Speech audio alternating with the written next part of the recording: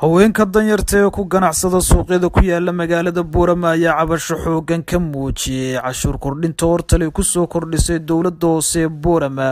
kuwaas oo maanta la wadaagnay dareenkooda ku wajahan cashuurta la sheegay in dawladda hoose ee Boorama ku soo kordhisay ganacsatada haweenka ee waratada 30 sano halka fadhiya cashuur baan bixiyaa waa bariyaba dawladdu waxba naguma soo celis shan ciyaal agoon waan ku korin kariya baasto bariis maraq baan kariya walaal aniga magacayga waxa la yiraahdaa maxamed axmed booskana ku shaqeeyaa aan caruurta masaariifta uga ridaa marka maalina waa la helaa maalina waa la waayaa in kastoo 10 caruur aan ka biiliyo iyo hooyadood iyo aniga masaariiftayda iyo jaadkayga iyo qarashkayga dawladda hoose way noo timaadaa waxay naga qaadaa cashuur waxba nooma qabato xashiiskii daraad iyo tii ka horeysay aan ku fadhinaa annaga iska xadnayntaan bax ku qornaan geynaa dooxyada. Assalaamu calaykum wa rahmatullaahi wa barakaatuh. Halkan waxaan ka salaamay horta dadweynaha sharafta leh ee daawanaya. Salaan kadib halkan ku shaqaysta xirfadan dawaarka waxaan ku korsaday awlaad ma sha Allah waxaan ilaahay baa mahad leh horta waxaan leeyahay dawladda hoose subax walba waxa naga qaadaa cashuur. Maxamed oo Muuse Ducaali iigan ka soo guuray ariyar baan ku lahaa arignu naga dhamaaday dibadda magaalada soo galay ka yar baan Hargeysa ka soo iibsaday walka nolol maalmeedkan ka soo saara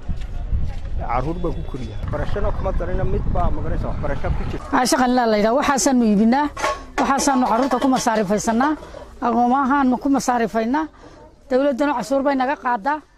waxaasan haddaba mas'uuliyiinta dawladda hoose magaalada Boorama ayaa afka ka xidhay cabashada ka soo yeelaysa dadweynahaasi qofka taga isbaayirka ka danyarta iyo ka kalaba wuxuu mudayahay cashuurta laga qaaday in dib loogu celiyo oo wax weeyaan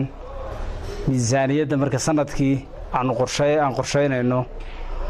waxyaalaha ku xisaabtamayno ee manawaalkayga waxa kamid ah waratada suuqa fadhida mudan in dib loogu celiyo hase yeeshee sida la socotaan maamulada iska dambeeyay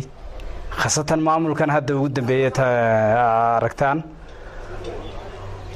wax horta dib ugu noqdaa waxaan ka ahayn waxa de guude